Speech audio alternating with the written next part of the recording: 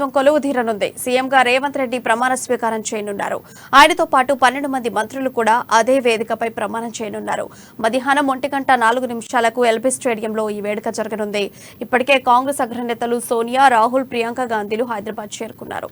వీరిని రేవంత్ రెడ్డితో పాటు ఇతర ప్రముఖులు స్వాగతం పలికారు. పెద్ద ఎత్తున ఎల్బీ స్టేడియంకు ప్రముఖులు చేరుకుంటున్నారు.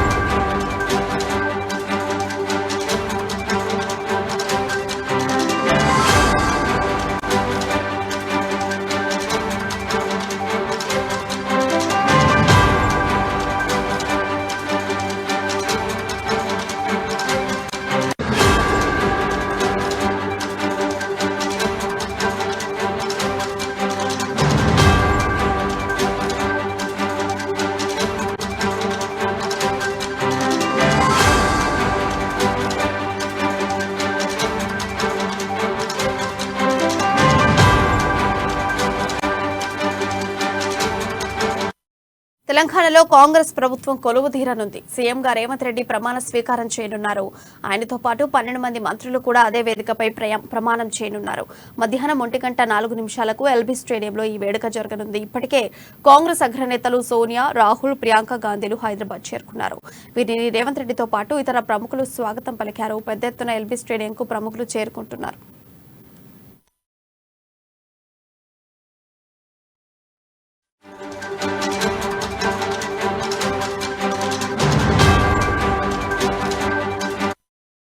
తెలంగాణలో కాంగ్రెస్ ప్రభుత్వం కొలువు తీరనుంది. సీఎంగా రేవంత్ రెడ్డి ప్రమాణ స్వీకారం చేయనున్నారు. ఆయనతో పాటు 12 మంది మంత్రులు కూడా అదే వేదికపై ప్రమాణం చేయనున్నారు. ఇక ఇదే అంశానికి మరింత సమాచారం మా ఇన్పుట్ ఎడిటర్ శ్రీనివాస్ లైవ్ ద్వారా అందిస్తారు.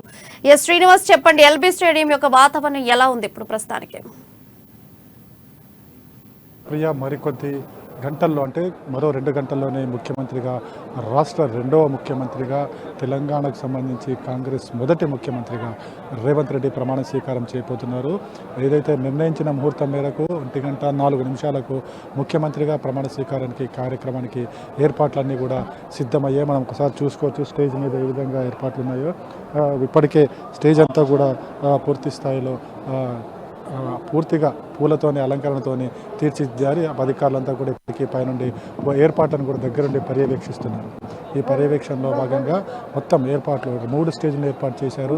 స్టేజ్కి రైట్ సైడ్లో మనం చూసుకుంటే కనుక సాంస్కృతిక కార్యక్రమాలు, కళాకారులు వారి కార్యక్రమాలు ఉండబోతున్నాయి. అదేవిధంగా స్టేజ్ మధ్యలోనే ప్రమాణ స్వీకార కార్యక్రమం. ఇక్కడే ముఖ్యమంత్రిగా ప్రమాణ స్వీకారం చేస్తున్న రేవంత్ రెడ్డితో పాటుగా 11 మంది మంత్రులు, మరో 11 మంది ప్రమాణ స్వీకార మంత్రులుగా క్యాబినెట్లో ప్రమాణ స్వీకారం చేయబోతున్నారు. వారు ఉండబోతున్నారు. అదేవిధంగా స్టేజ్కి లెఫ్ట్ సైడ్లో ఏవైతే ఉన్నాయో అవి ఏదైతే అభ్యర్థులు కాంగ్రెస్ పార్టీ తరఫున గెలిచిన అభ్యర్థులు, అదేవిధంగా ఇతర ఆహ్వానితులు కూడా ఉండబోతున్నారు. సో ఇప్పటికీ ఏదైతే ఎల్బీ స్టేడియం అంతా కూడా పార్టీ కార్యకర్తలు, అభిమానులతో నిండిపోయిన పరిస్థితి మనం చూస్తున్నాం. మొత్తం పార్టీ చుట్టుపక్కలంతా కూడా ఏదైతే ఎల్బీ స్టేడియం అవుతుందో ఆ స్టేడియానికి చుట్టూతో కూడా పార్టీ కార్యకర్తలతో నిండిపోయిన పరిస్థితి మనం చూస్తున్నాము. ఇప్పటికే పార్టీ ఎమ్మెల్యేలందరూ కూడా చేరుకోవడం జరిగింది. అదేవిధంగా పార్టీ ముఖ్య నేతలందరూ కూడా చేరుకోవడం జరిగింది. వీఐపీలందరూ కూడా చేరుకోవడం జరిగింది. సో సరిగ్గా నిర్ణయించిన ముహూర్తం మేరకు 1:04 కాంగ్రెస్ పార్టీ నుంచి తొలి ముఖ్యమంత్రిగా తెలంగాణకి రేవంత్ రెడ్డి ప్రమాణ స్వీకార కార్యక్రమం ఉండబోతుంది. మనం చూస్తున్నాం కదా ఏ విధంగా ఏర్పాట్లు ఉన్నాయి. అదేవిధంగా కార్యకర్తల కోసం ప్రత్యేక ఏర్పాట్లు చేశారు. దాదాపు 1,00,000 మంది కార్యకర్తలు ఈ ప్రమాణ స్వీకార కార్యక్రమానికి హాజరవుతారని చెప్పేసి కూడా కాంగ్రెస్ పార్టీ ముందుగానే చెప్పింది. ఆ మేరకు కూడా ఏర్పాట్లు చేశారు. అదేవిధంగా వీఐపీలు వస్తున్న నేపథ్యంలోనే మనకి సోనియా గాంధీ, రాహుల్ గాంధీ, ప్రియాంక గాంధీతో పాటుగా ఏఐసీసీ అధ్యక్షుడు ఖర్గే రాబోతున్నారు. అదేవిధంగా ఇతర రాష్ట్రాలకు సంబంధించిన కర్ణాటక డిప్యూటీ సీఎం డీకే శివకుమార్ రాబోతున్నారు. అదేవిధంగా ఠాక్రే రాబోతున్నారు. ఇలా ప్రతి ఒక్క కాంగ్రెస్ పార్టీకి చెందిన ప్రతి ఒక్కరు కూడా ముఖ్య నేతలందరూ కూడా రాబోతున్నారు. ఎందుకంటే దేశవ్యాప్తంగా మొన్న జరిగిన 5 రాష్ట్రాల ఎన్నికలతో తీసుకుంటే కనుక కేవలం తెలంగాణలో మాత్రమే కాంగ్రెస్ పార్టీ అధికారంలోకి వచ్చింది. సో ఈ నేపథ్యంలో ఈ ప్రమాణ స్వీకార కార్యక్రమాన్ని కాంగ్రెస్ పార్టీ చాలా హుందాగా అదేవిధంగా ప్రజల దగ్గరికి వెళ్ళి ఈ కార్యక్రమాన్ని నిర్వహించాలి. తద్వారా మొత్తం దేశవ్యాప్తంగా కూడా కాంగ్రెస్ పార్టీ మరోసారి అధికారంలోకి రాబోతుందని చెప్పి ఒక సంకేతాలు ఇచ్చే ఉద్దేశంతోనే ప్రమాణ స్వీకార కార్యక్రమాన్ని ఏర్పాటు చేశారు. అదేవిధంగా ముఖ్యంగా ఆ ముఖ్యమంత్రితో పాటుగా మరో 11 మంది ప్రమాణ స్వీకార కార్యక్రమం చేయబోతున్నారు. అందులో ఒకసారి మనం చూసుకుంటే కనుక బట్టి విక్రమార్కతో పాటుగా ఉత్తమ్ కుమార్ రెడ్డి, అదేవిధంగా వెంకట్ రెడ్డి, శ్రీధర్ బాబు, కొండా సురేఖ, సీతక్క, ఇలా 11 మంది ఏదైతే రేవంత్ ఇప్పటికీ ప్రమాణ స్వీకారం చేస్తున్నారు. మొత్తం సెక్రటరియట్ కొద్ది రోజులు చూసిన తర్వాత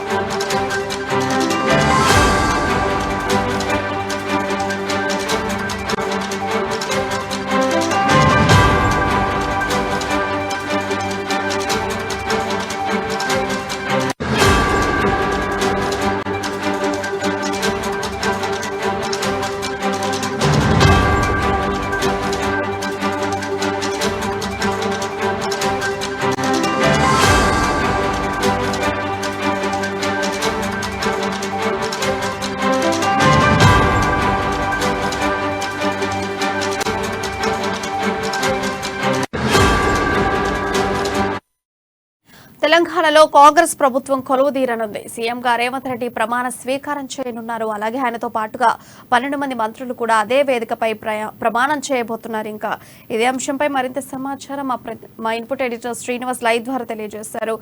శ్రీనివాస్, చెప్పండి, అక్కడ ఎల్బీ స్టేడియంలో అన్ని ఏర్పాట్లు పూర్తయ్యాయా? ఇంకా ఏమైనా మిగిలిన ఏర్పాట్లు కూడా చేసేటువంటివి ఉన్నాయా? రైట్ ప్రియా, సరిగ్గా 1:04 ఏదైతే ముఖ్యమంత్రిగా రేవంత్ రెడ్డి ప్రమాణ స్వీకారానికి ఏర్పాట్లన్నీ కూడా పూర్తయ్యాయని చెప్పొచ్చు. అధికారులు వేదిక మీద ఉన్నారు. వేదిక మీద నుంచే మొత్తం మనం చూడొచ్చు ఏ విధంగా వేదిక మీద ఎట్లున్నారో. ఆ వేదిక మీద నుంచి అధికారులందరూ కూడా ఏర్పాట్లను దగ్గర నుండి చూసుకుంటున్నారు. సిఎస్ జీపీతో పాటుగా ప్రభుత్వ ఉన్నతాధికారులు కూడా రావడం జరిగింది. వీళ్ళంతా కూడా ఏర్పాట్లను చేస్తున్నారు. వేదికను 3 పార్టీలు, అంటే ఒకవైపు సాంస్కృతిక కార్యక్రమాలు, మరోవైపు ప్రమాణ స్వీకార వేదిక, మరోవైపు అతిథుల కోసం వేదికను ఏర్పాటు చేశారు. ఈ 1:04 ముఖ్యమంత్రితో పాటుగా మనకి 11 మంది మంత్రులుగా బాధ్యతలు చేపట్టారు. సీనియర్లు ఎక్కువగా ఉన్నారు. గతంలో కూడా మంత్రులుగా పనిచేసిన వాళ్ళు ఎక్కువ మంది ఉన్నారు. అదేవిధంగా మహిళలకు సంబంధించి చూసుకుంటే కనుక కొండా సురేఖకు, అదేవిధంగా సీతకు అవకాశం ఇచ్చారు. సామాజిక ఇక్కడ సముచిత న్యాయం అంటే మనం చూసుకుంటే కనుక ఉత్తమ్ కుమార్ రెడ్డితో పాటుగా బట్టి విక్రమార్కకు అవకాశం ఇవ్వడం జరిగింది. అదేవిధంగా అంటే దుద్దిల్ల శ్రీధర్ బాబుకి ఇవ్వడం జరిగింది. అదేవిధంగా చూసుకుంటూ పోతే కనుక మనకి పొంగిలేటి శ్రీనివాస్ రెడ్డి, తుమ్మల నాగేశ్వరరావు, ఇలా 11 మంది ఈసారి అభ్యర్థులుగా ముఖ్యమంత్రి క్యాబినెట్లో మంత్రులుగా బాధ్యతలు స్వీకరించబోతున్నారు.